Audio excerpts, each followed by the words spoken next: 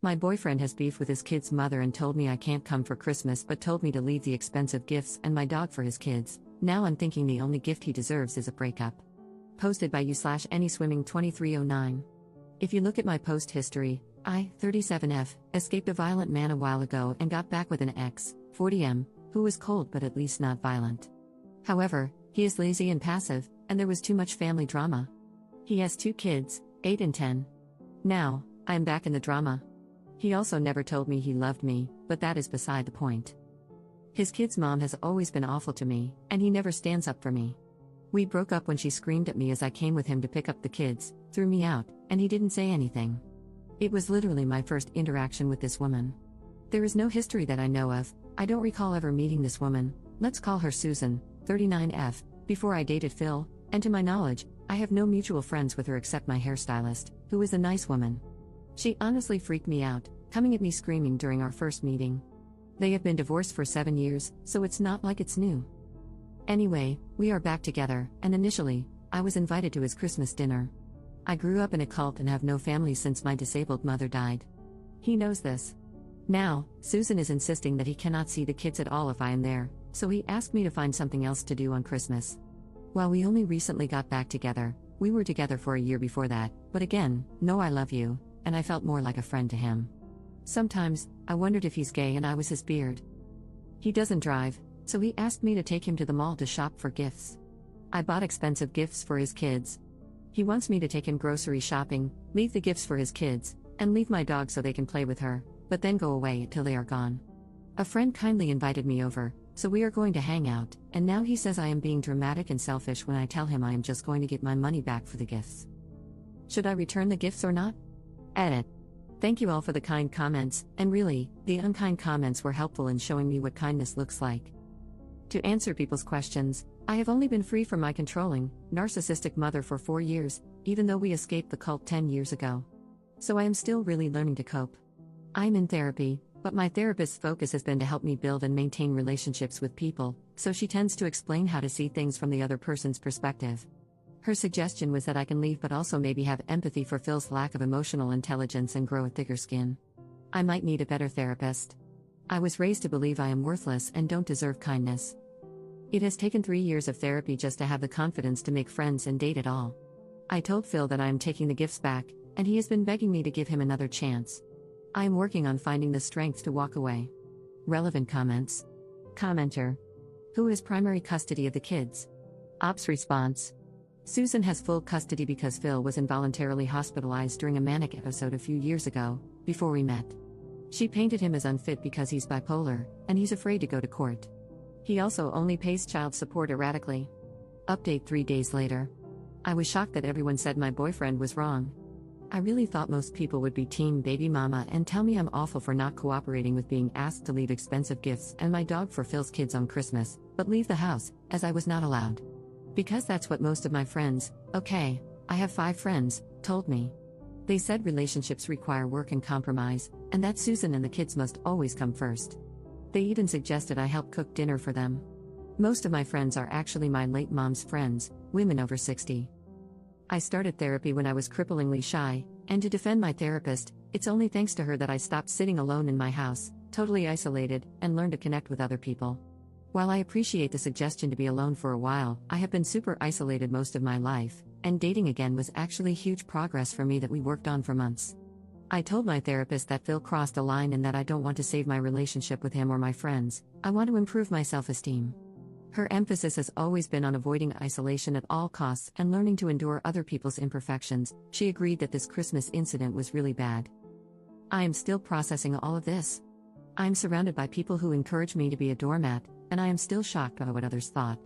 I really believe that Phil and Susan were right, and 48 hours is not enough time to process that maybe my whole worldview is totally messed up. I went to my friend Mary's house and realized that she's maybe my only real friend. She didn't judge me, told me Phil is nuts, and we had a great time with her family. I left my dog with a neighbor since her oldest is nonverbal and can be unsafe with animals. I sent Phil a Venmo request for the money I spent on gas and gifts, and he paid it. Phil threw Susan out at 2 p.m. and begged me to come home. I got my dog back from the neighbor, took out the cheapest gifts, And he made his kids thank me and play with the presents, which felt very awkward as he tried to beg them to engage with me while they were on their phones. We hung out with his kids for an hour.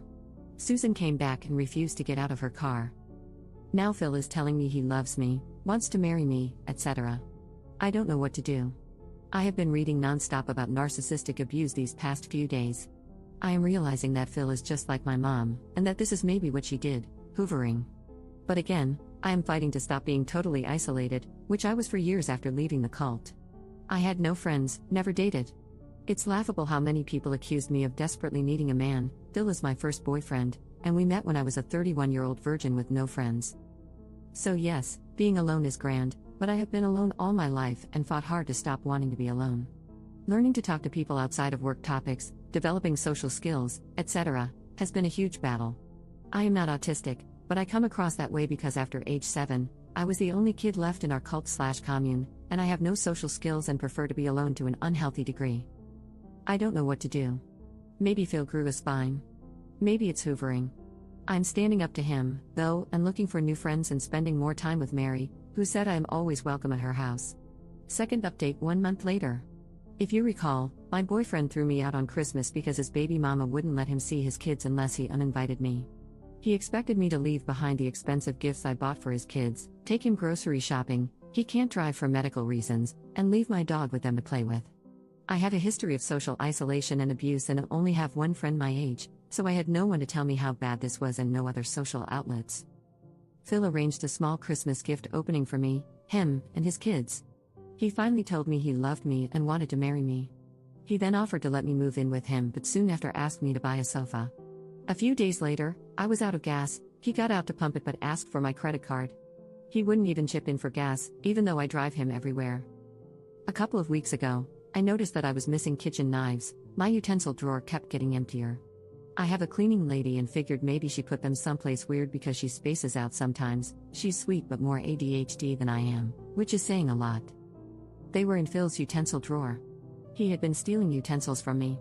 For some reason, that was the last straw. Today, I blocked him. Edit. I confronted Phil about the knives when I returned his stuff. He had been taking pot brownies to work and eating them all day and needed my knives to cut them, then forgot to return them. So, on top of everything, he was doing substances at work. He took 1 or 2 each week and doesn't see the big deal. But I've also found empty food boxes in the cabinets where he ate everything and put the box back, so I think he's been stealing deliberately and will probably find more things missing. Edit 2. So apparently, this post made best of Reddit and also a YouTube channel. Questions and some lovely advice have come in. First, thank you for the kind advice and suggestions.